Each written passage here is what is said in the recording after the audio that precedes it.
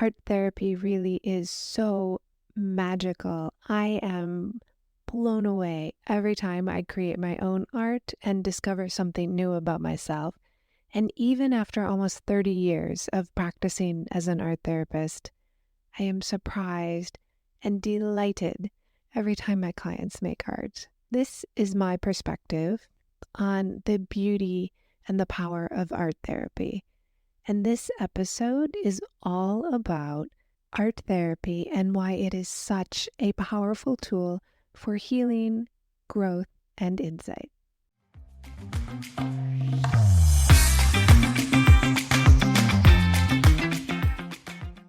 Welcome to the Modern Creative Woman podcast, exploring the art and science of creativity.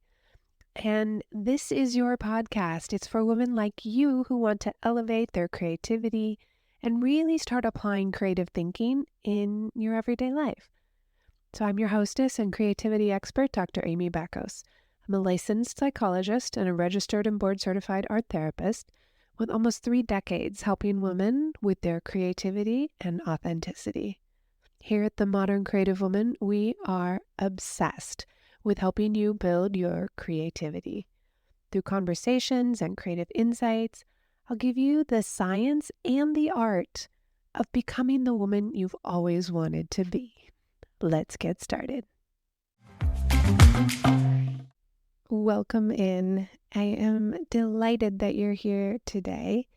I am all packed and ready to go. I leave later this afternoon for the Modern Creative Woman retreat in Paris. I'm so excited for all of the women going on this trip, and I know that I will be growing and learning just as much as they will. I will keep you posted, so do follow along on Instagram at Dr. Amy Backos, and you can see what we're up to. I'll be there about 2 weeks, and our retreat is 6 days. So you'll get a little bit of work and a little bit of pleasure showing up in my Instagram stories.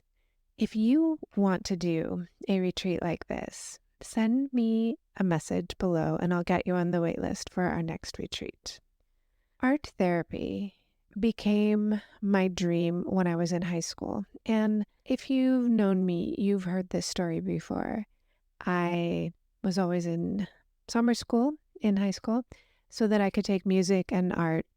During the year, I took things like psychology and history over the summer, and I really enjoyed my psychology class. And at the end of the class, the teacher said, "Amy, you really should look into art therapy," because I enjoyed the psychology and she saw me drawing all the time. So that dream of understanding people and motivations and behavior, as well as using art as part of that process, has led me to meet some incredible people, students, professors, clients. It's been an amazing journey. And I wanted to share with you a little bit more of the science part of art therapy. And certainly art therapists understand the power of art, and they get that it really unearths this unconscious material, and it allows us and our clients to process upsetting or traumatic material and really have an authentic relationship with ourselves and with others. Art is a very powerful tool to self-actualize, become more yourself, become more authentic. It's certainly an efficacious approach in meeting treatment goals. It's well tolerated as a treatment modality by clients. I love that phrase, well tolerated. People can tolerate it. It doesn't make them sick or upset. It's soothing. It goes with who we are as human beings. And of course, art therapy can be uniquely tailored to work with anyone's individual needs and goals. Art therapy is a profession, not a modality.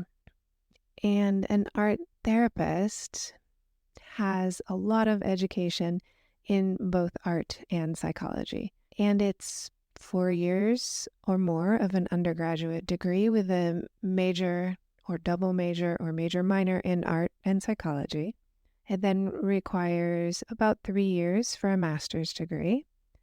And then it requires 2 more years of supervision by an art therapist while you're providing clinical work. So we're looking at 10 plus years for people to be called an art therapist. And if you see someone offering art therapy and they're not art therapists, they're doing art in therapy, but they're not doing art therapy. Art therapists have a deep understanding of the power of art and the material, how the media works, and what it does to a person when we use like a controlled medium like colored pencils, versus something much more fluid like paint or clay.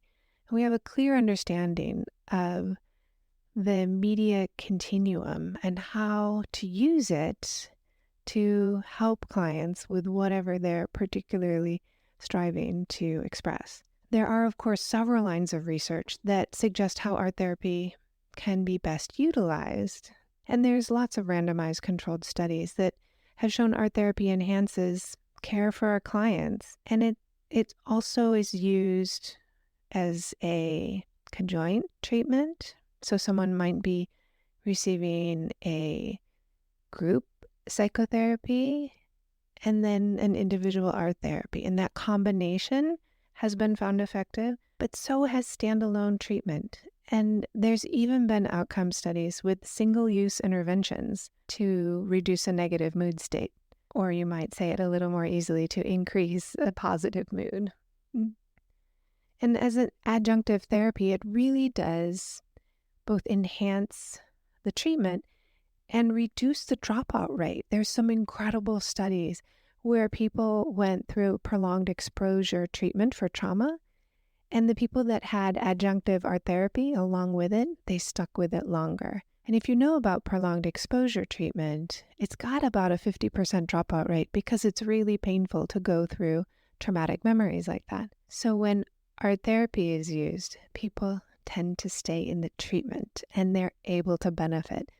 This kind of benefit helps not just the individual, but their whole family, their communities. It's a huge impact on a person's life to be able to move through prolonged exposure for post-traumatic stress disorder. There's a meta-analysis of 35 art therapy studies, and the authors are Slayton et al. And they showed that art therapy was effective both as a standalone treatment for a variety of age groups and symptoms and disorders. That art therapy does not have to be combined with these other treatments. And the authors found qualitative and quantitative studies, and they found that art therapy benefited people, kids and adults, with learning disabilities. They found improvements for mothers, for sexually abused girls and women, for incarcerated men, for people with medical conditions, people who are grieving, children with attachment disorders, and many, many others. And their findings really highlighted that meaningful impact that art therapy has for so many people. A smaller meta-analysis reported also positive results in 7 of the 8 really scientifically rigorous and randomized controlled art therapy studies. And that was a study by Mogin et al. And art therapy was found to benefit quite a range of people, with notable success for people who had cancer, war veterans, and people in prison. And the authors really concluded that art therapy appears to be the most effective when applied to specific qualities and emotional states, rather than trying to just change some global sense or quality of life. In other words, the greater success was found in changing people's emotions, specifically reducing depression or fears or anxiety. Yet another randomized controlled study looked at anxiety levels in participants who either made art or they viewed art. And that's a study from Bell and Robbins. And their findings showed statistically significant reductions in anxiety for the people making art as compared to the people viewing art. And those findings, that people who make art do feel better than people who just view it, that's consistent with lots of other research that demonstrates art making produces really dramatic reductions in these negative mood states. You want to feel better? Make art. They also reminded us that viewing art certainly has a profound impact on us, and people do benefit when they view art. However, the benefits of making art over merely viewing it were significant. Now, art therapy combined with other trauma protocols has provided qualitatively improved experiences for people. And the one I mentioned previously with the ability to stay longer in painful trauma treatment because the art making allowed them to process in a different way. That's huge. The International Society for Traumatic Stress Studies has described art therapy as also a useful ancillary treatment for clients who are in psychotherapy for traumatic stress. And adding art therapy to the treatment protocols offers a unique way where people can process their experience while they're really engaged in these evidence-based trauma-focused protocols. That study that I mentioned, there's a couple about people staying longer in their trauma treatments. Campbell et al. And Decker et al. Have shown that the art allows people to tolerate difficult emotions. There was another randomized controlled study in Sweden that used art therapy for pregnant women who were in counseling, and it was designed to help them reduce tocophobia. And tocophobia is a fear about childbirth, and it can be really debilitating for people. They had a 3-month follow-up study with the women who reported art therapy, and they all reported feeling more calm and stronger. And the women in the group reported that the art therapy allowed them to express their birth fears in a new way. And for several of them, it allowed them a way to open up to their midwife and get increased trust in the process because they were able to share their feelings in a different way. After they gave birth, the women reported that the art therapy increased their self-confidence and self-reliance during birth. And I love this study. I remember when I was pregnant, I made lots of art imagining and visualizing a healthy baby. And I feel like that helped me a lot be really calm in the process. Now, there's also making art in a less clinical type of setting. So using art therapy to help people lower fears or anxieties when facing stress. And there's certainly been a lot of studies with university students. And one in particular by Holt found that the act of coloring could reduce their anxiety, increase mindfulness, and improve scores on selective attention and original ideation. Now, to improve your selective attention means you can stay focused on the task at hand in a longer, more intense kind of way. That's huge when you're studying. Another study found that the act of coloring, in particular coloring mandalas, helped reduce negative mood states. And there's quite a bit of research on the pleasure of coloring mandalas. And a mandala is a circle. The design is created within the circle. And the circle is a universal symbol. You can think of it like a magic circle or a healing circle. It's used in rose windows, in churches, and it is used by the Buddhist monks to create their sand mandalas. It's an important symbol in, I think, almost every religion. Being able to contain your art and your emotions inside a circle is calming and soothing. So I want to give you a little inspiration to create art inside a circle. And you can start small. You could just trace a cup on a piece of paper and do squiggle lines inside of it.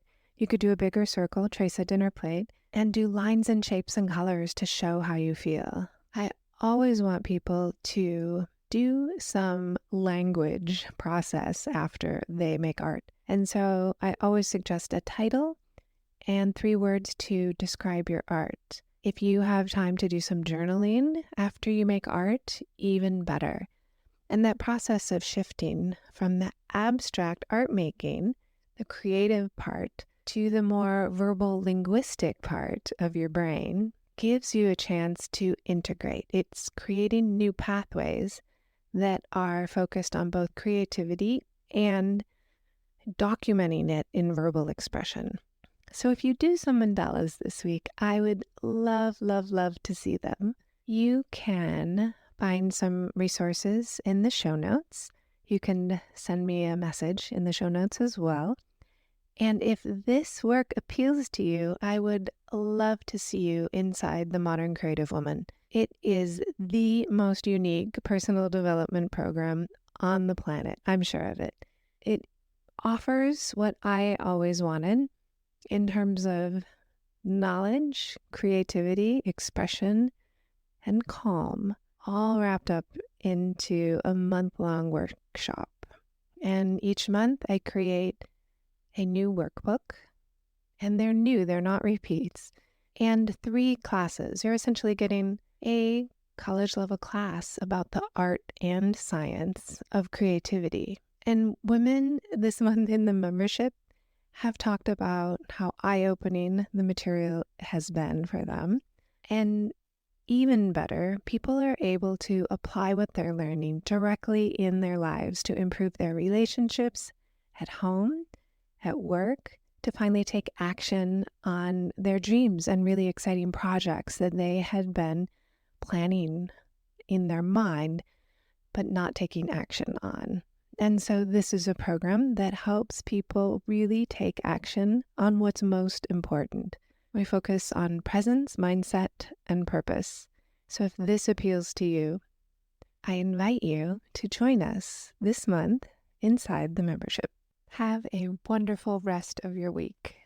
Now that you know about how to use your creativity, what will you create? Want more? Subscribe to the Modern Creative Woman digital magazine. It's absolutely free and it comes out once a month. And I know you can get a lot out of the podcast and the digital magazine. Yet when you're ready to take it to the next level, I want you to know you have options inside the membership. And if you're interested in a private consultation, please feel free to book a call with me. Even if you just have some questions, go ahead and book a call. My contact is in the show notes, and you can always message me on Instagram. Do come find me and the Modern Creative Woman on Instagram, Facebook, and Pinterest at Dr. Amy Bacos. If you like what you're hearing on the Modern Creative Woman podcast, I want to give you the scoop on how you can support the podcast. You can be an ambassador and share the podcast link with 3 of your friends. You can be a community supporter by leaving a 5-star review if you think it's worth the 5 stars. And you can become a gold star supporter for as little as $3 a month. All those links are in the show notes. Remember to grab your free copy of the 21-Day Gratitude Challenge. The link is in the show notes, and you can find it at moderncreativewoman.com. Have a wonderful week, and I cannot wait to talk with you in the next episode.